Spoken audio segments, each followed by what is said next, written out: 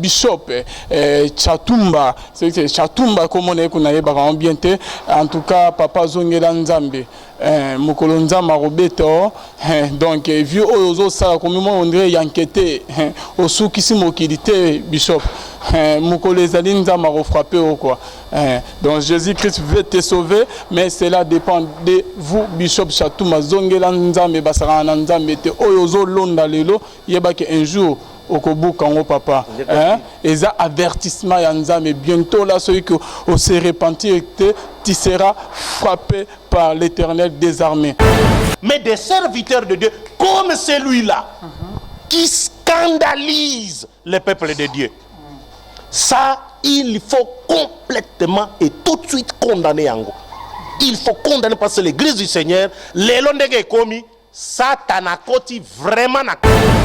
Na monique ezali trucage te ezali penda du vrai mosali na nzambe ona azako bina vraiment vimba et puis il y a une voix o ezolanda na sekuna une voix ezoloba kitango na se akita pe na se penda Bishop kitana on a ça Bishop vraiment pourquoi il humilie un serviteur de Dieu Bishop kitana yemoko penda a bloqué peko na bi azo bloqué na ko bloqué Bishop le collabo, il faut suspendre automatiquement. Il faut suspendre automatiquement. Allons on a Moussala. Ça c'est humilié. Moussala Nzambe. Bishop abonné, ça va dégâts na ba église. Humilié. Et il faut à peine complètement. Atia kali sousouté. Atia kali sousouté. Parce qu'on se moque pas de Dieu. Nzambaza kokote. Nzambaza Moussala l'état te. Nzambaza le kola RDC ote. Le loba comment ko saboter yango. Tout le monde fait n'importe quoi dans Kachamboka. Mibeko ya pambe ya mboka bazako tosate. Mibeko ya mboka. C'est du n'importe quoi ici. Mboka comme salité, mboka molili, tout est complètement foutu dans ce pays. Okay. Et makamwanzabe ba kombi peko sakana nango ndengwana. Il faut ces serviteurs là azala écarter na ministère. Atia kali susute.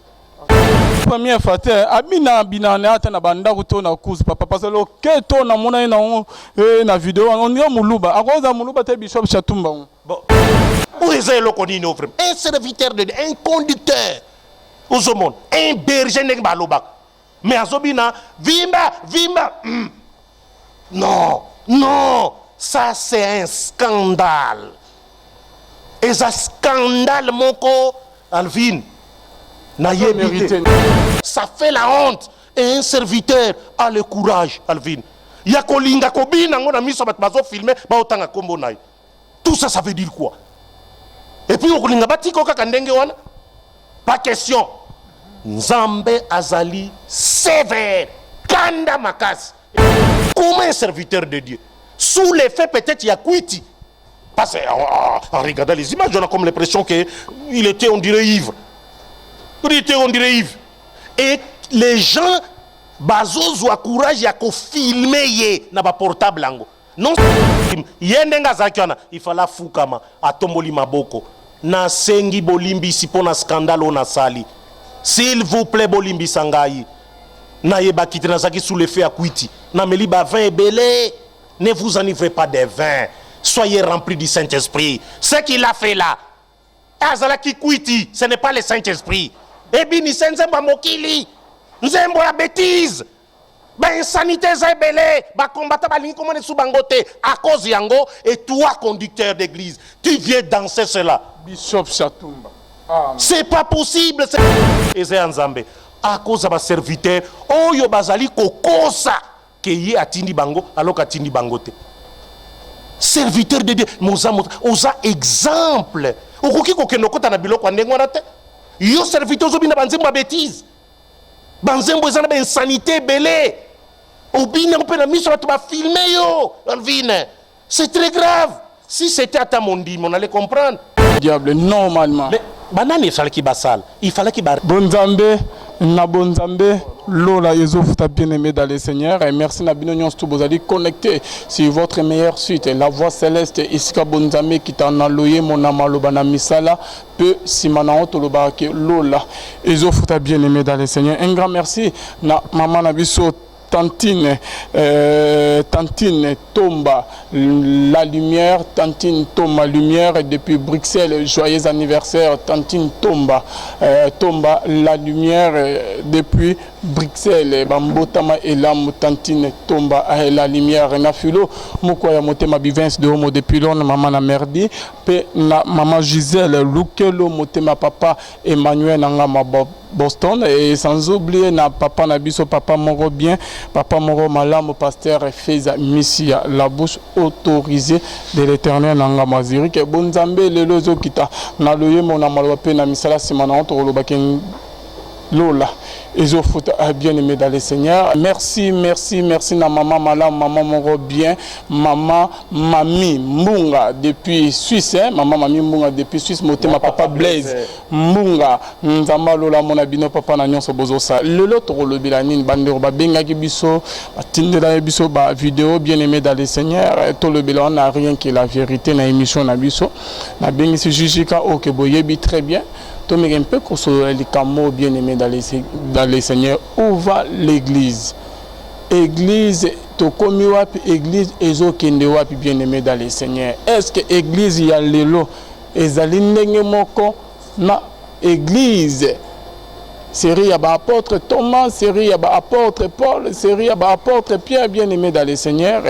Tozo yeba isuste bien aimé dans le Seigneur batindela ki biso vidéo ya bishop na kena yeba pe comme on est bien té bishop c'est qui Chatumba bishop Chatumba azobin la bien aimé dans le Seigneur musique ya ndorona biso moko yema rotona kin to me resola on a jijika Bible ezolo ba ke apôtre Paul azo ba ke soyez mes imitateurs comme moi je le suis de Christ parce que o yazo kamba église bishop Chatumba ba bien ré bishop asala pe ba moi émission moi ebele ndenge pe ba yebisinga côté les mirabaninga bien aimé dans les saints est-ce qu'il y a un modèle esengeto landa est-ce que esengeto imiter est-ce qu'il y a des imitateurs ya Christ ndenge pour la zolo bien aimé to yebite bonzambe zo kitalelo na maloba et on a jijika kabeya on a sentir que aye vraiment na kanda ya nzoto te mais kanda Kanda ya molimo bien aimé dans le Seigneur qui je m'en vais dire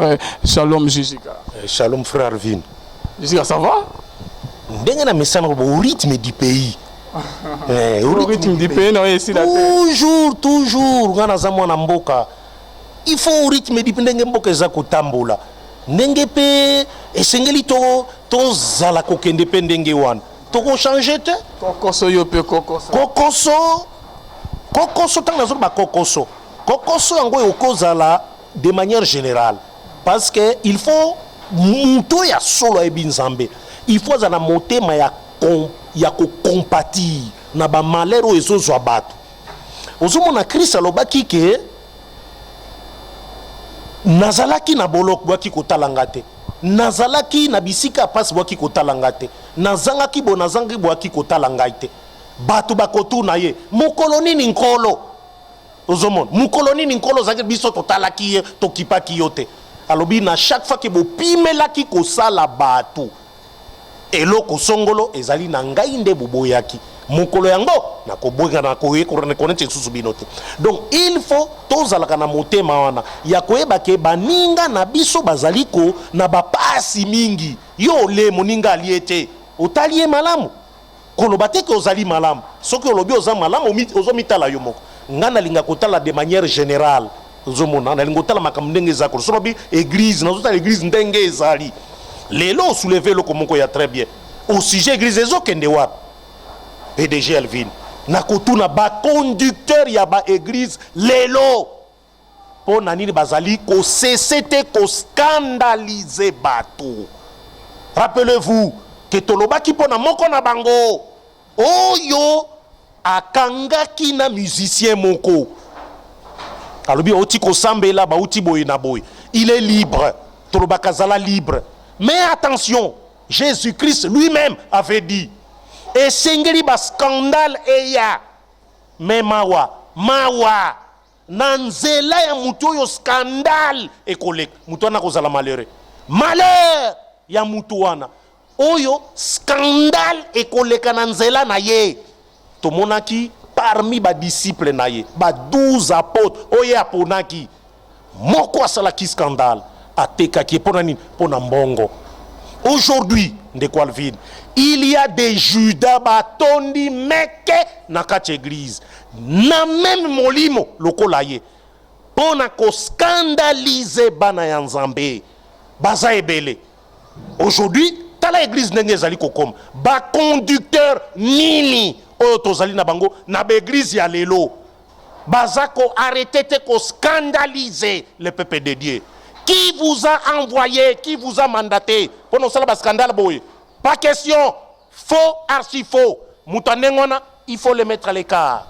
Peut-être hier, mais quand on se défend, mais ils sont peut-être à d'autres trouvant normal. Ndeko Alvin, opposé Mutuna moko ya bien, ameka ki ko se défendre, je suivi ngai moko tang batinde la kingango, je bien regardé. Liboso premièrement, Ndeko Alvin, je cru que zalaki montage.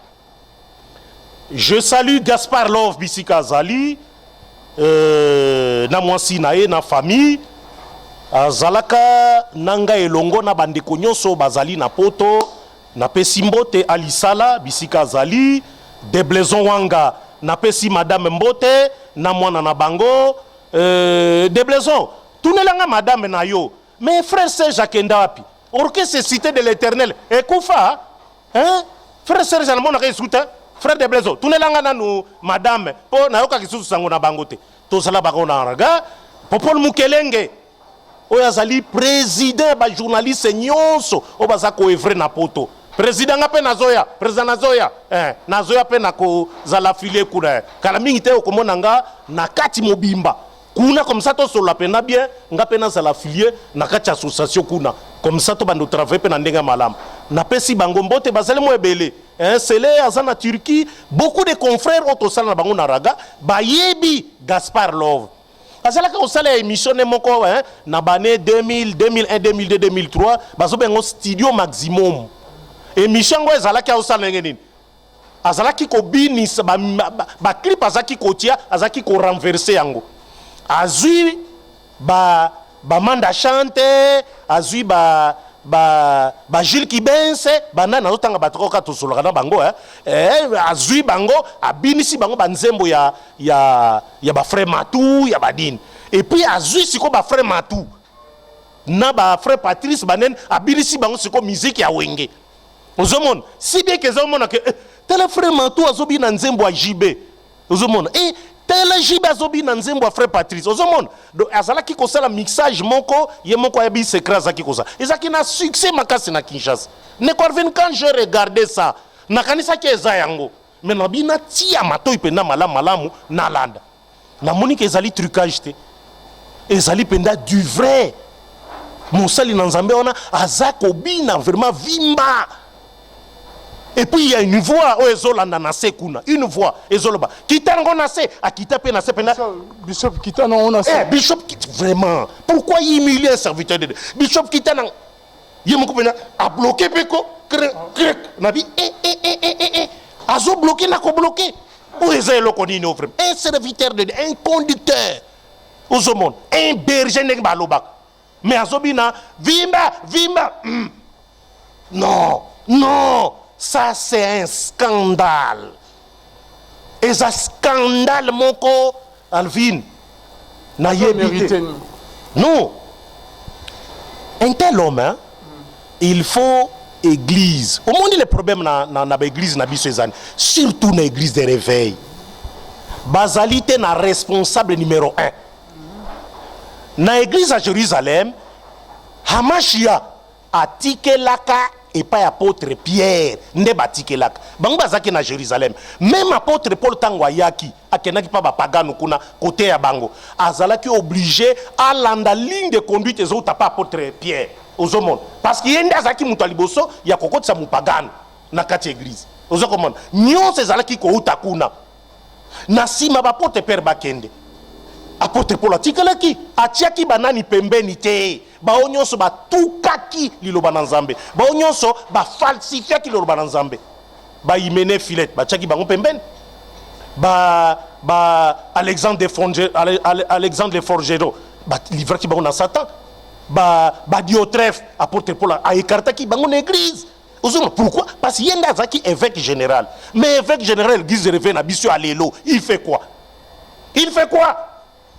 Donc, donc, des individus comme ça, mitié na place ya Yesu.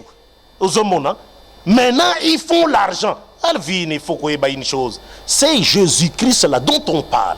Yeshua Hamashia. Talandenga botamaki. Naba pasi. Maternité zate. Maternité nyo setondi. Bake kocha bisika bibwele bazali. Nde place ake kobotama moto wana. Akoli na pasi. Papa mobokoli. Azaki mutakosala mabaya. Ateili lobanaye. Ndenge sengeli na mission asali. Alvin, akufi ata mutu mon côté azala ki pembeni ne. Ata mutu mon côté. Tala degré mutu azako kufa ne kulus sans que mutu azala. Sans que mutu azala. Akufi atiki ni elo côté. Ninda kuni elo côté. Lelo mutu akufa kaka pa na biso awa. Bakomo la bomengo na ye. Mais Jésus-Christ de Nazareth est décédé ne kulus. Ata assistance ya mutu mon côté. Il est mort comme ça. Nicodème na Joseph d'Arimathée nde baki kozwe bembe bake kotuna Pilate bazui batie bakundi ti aki kose tala mutu ndengo wana. Pourquoi Nzamba matisa kombo ne likolote? Et on voit des serviteurs, des individus obazolo bake ye atindi bango po bako imile batu ndengo wana po bako suye église ndengo wana et loko wana ekoki kosalema ndenge wana te. Alvin na bakise loko mosopone biko zana mituna. Musique wana etonda ba bêtise a kosakanate. Musique wana ezana ba salité ba insanité moko ya kosakanate. Lelo ba kombata bazo telemela bango pona nini? Est-ce que ezali pona ba insanité ezali belé na ba musique wana? To bazana ba problème individuel, to ezali kambo ya mboka. Arvin tala mboka ndenge ezali. Ça donne envie de pleurer. Peuple a ça qu'on souffrir. Yo na banzembo na bêtise pour biso tobina. Peuple a ça qu'on souffrir sérieusement. On dirait ba konzi bazesu na mbokote. On dirait ba konzi bazesu te. RDC ndemboka, balo bango ndemboka, ba konjo baza ko kamba mboka, bango ne ba c'est comme ça qu'on dirige un pays. Boye na bato baza ko souffrir. Atama wate. Il souffre. Yo na musique na bêtise. Bana batala. Regardez, ça fait la honte. Et un serviteur a le courage, Alvin. Tout ça, ça veut dire quoi? Et puis, pas question. Nzambe azali sévère. Kanda makas. Et c'est Nzambe. À cause de ma serviteur, oh yo bazali kokosa. Que ye atindi bango, alors qu'atindi bangote. Serviteur de Dieu, osa exemple. Okoki kokenoko ta na biloko ndengo na te. Yo serviteur zobina banzembo ba bêtise. Banzembo ezana ba insanité belé. Obina ko pena miso ba filmer yo. Alvin. C'est très grave. Si c'était à ta mondi, on allait comprendre. Balobi na liloba na Nzambe. Apporte Jacques Tojan na okobosa na bolimbisa lobi yango. Abi si tu vois ton frère commettre un péché, prie pour lui. Ozomon. Prie pour lui. Jacques Alobi. Confessez vos péchés les uns les autres. Nasali mabe. Il faut na toubela. Il faut na toubela nasali mabe. Na senti nazar coupable. Na toubela. Hamashia ye moko aloba kapesa ka exemple. Batumi bale bake na tempelo. Alobi moko pharisien, moko publicain. Mais yoka pharisien nengazo na tempelo. C'est ça les serviteurs de Dieu d'aujourd'hui. Ya lolendo azo sala mabe na anko alingi pe ba betele maboko. Des serviteurs de Dieu bango nyonso ya lelo tala ndenge bakoma alingi soki asali mabe babetele maboko même si ayembi n'importe quoi bandima ba apôtre ba yembate na tango na bango ba apôtre ba vous pensez être plus intelligent que les apôtres de Dieu o bazala ko batikali kokoma Bible vous écrivez quoi?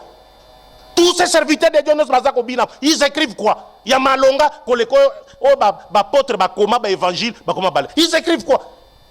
Il continue. Et qui lit en congolais nanzala na ya liete. Tu veux qu'il attende un livre na yo. Alors qu'il que yo comportement les amabe.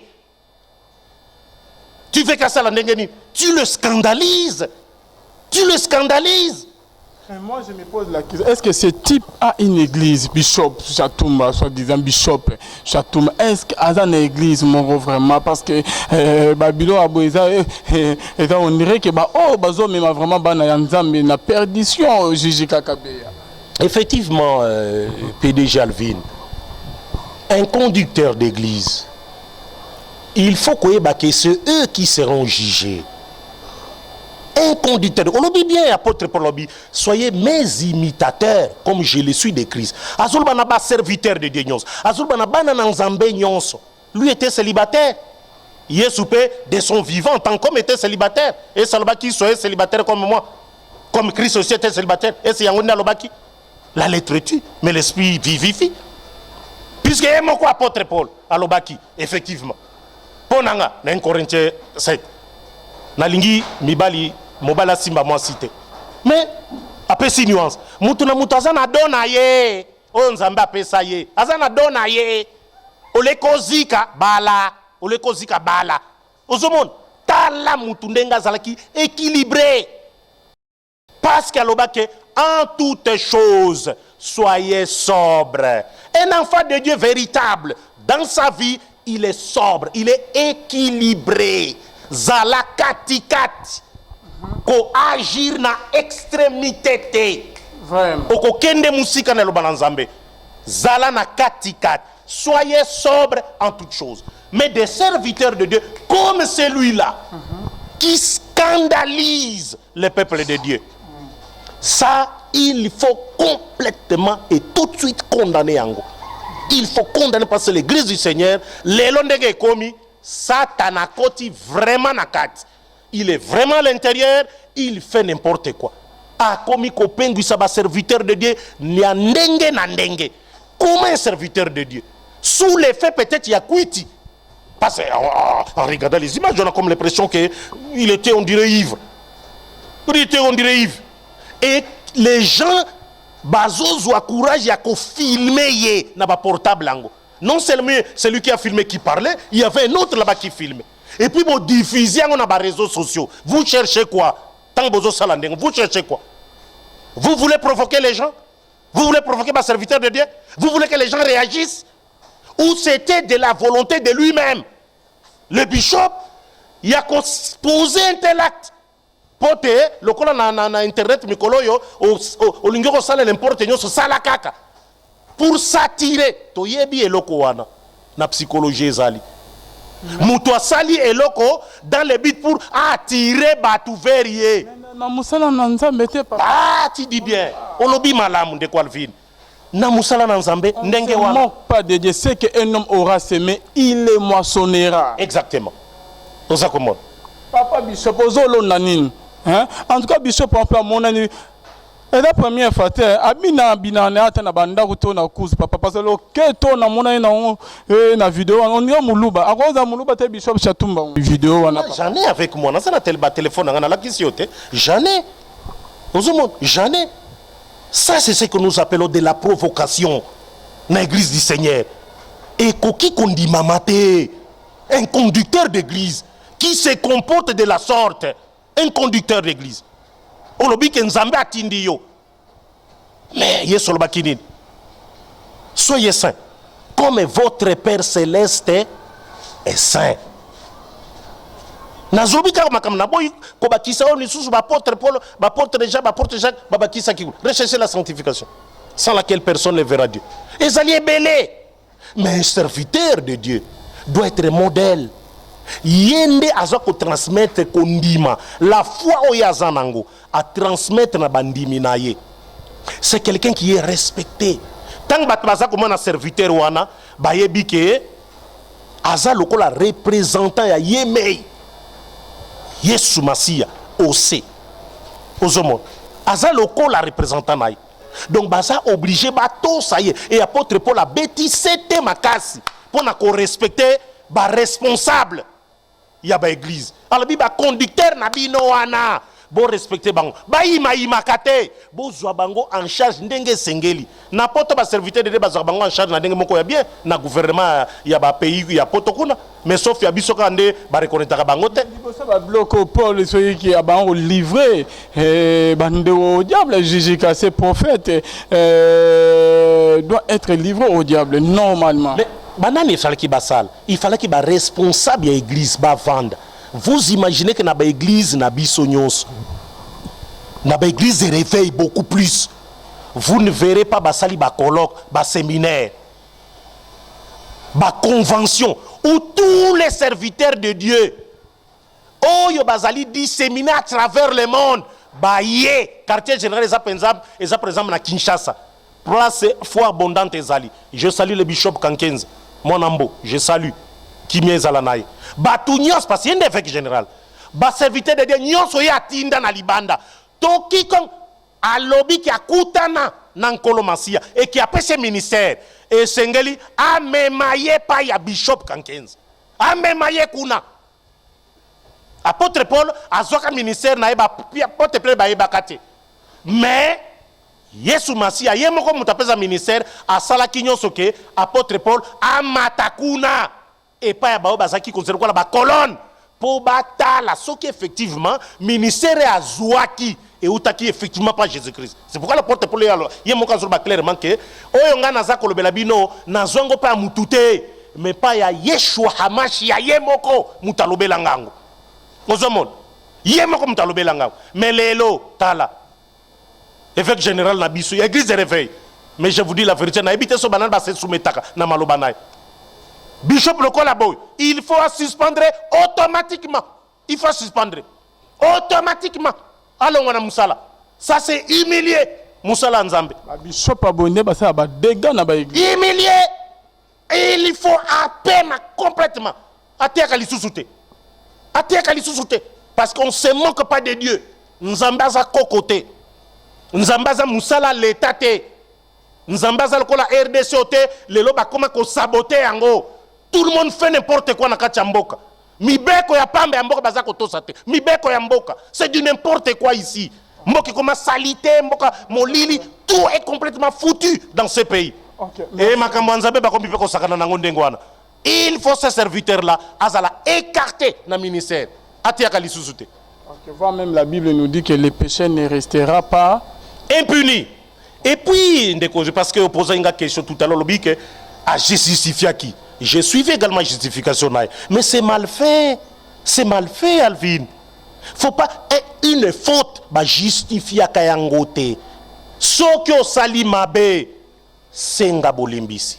Senga bolim. Yendenga zakiana, il fallait fukama, atomboli maboko. Na sengi bolimbisi pona scandale na sali. S'il vous plaît, bolimbisi sangai. Na yeba kitrazaki sous l'effet à kuiti. Na meliba vin et belé. Ne vous enivrez pas des vins. Soyez remplis du Saint-Esprit. Ce qu'il a fait là. Azala ki kuiti. Ce n'est pas le Saint-Esprit. Et bien, c'est nzembo mokili.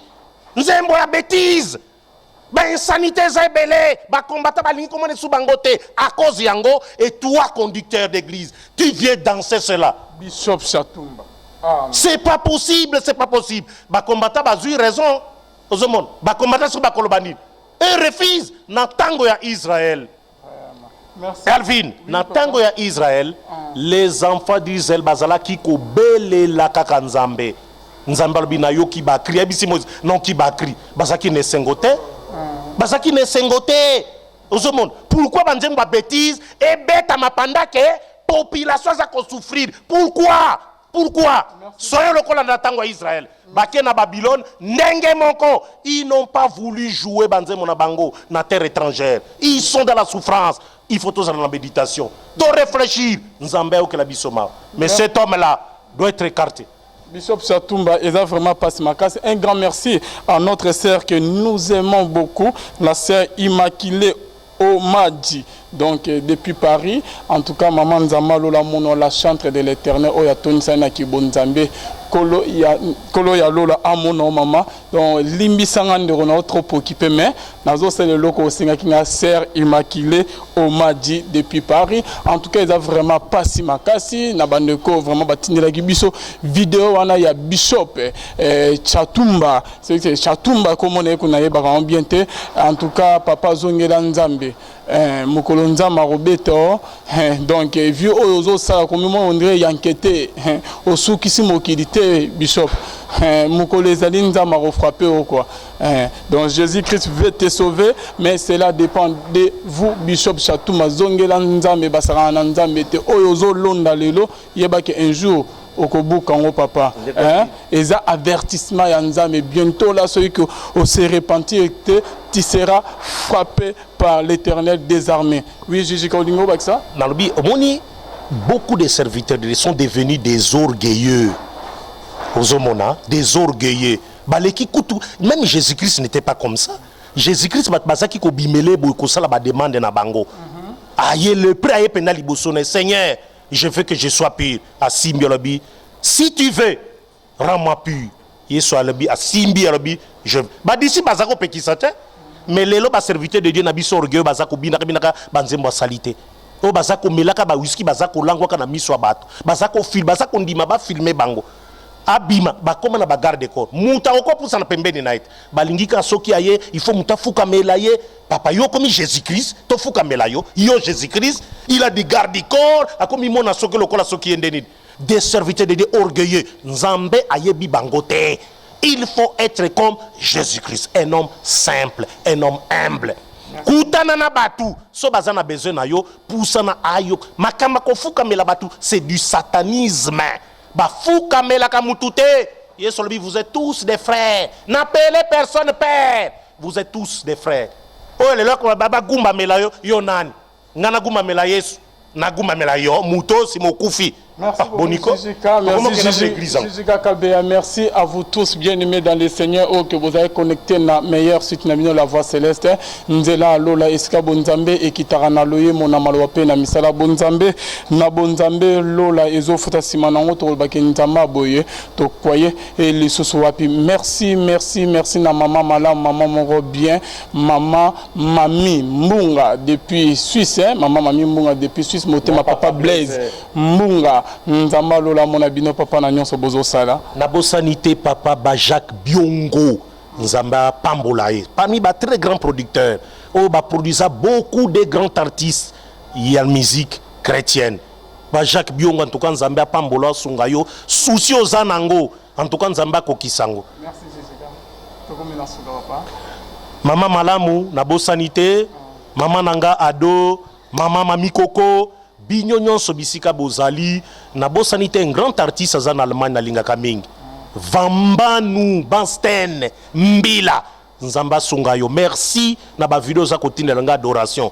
Bansten Vambanu Mbila Nzamba Sungayo pesa mama mbote na libotano mobimi. Merci beaucoup Jijika, merci na Moïba Yemi pe ya solo o baza toujours kuna na poto maman na biso Immaculée Omadi pe là je vais directement maman Blanche Toudilou la humble servante de l'Éternel na papa Toudilou les bons samaritains Zama Lola à mon abino Lola et Futabino bye bye.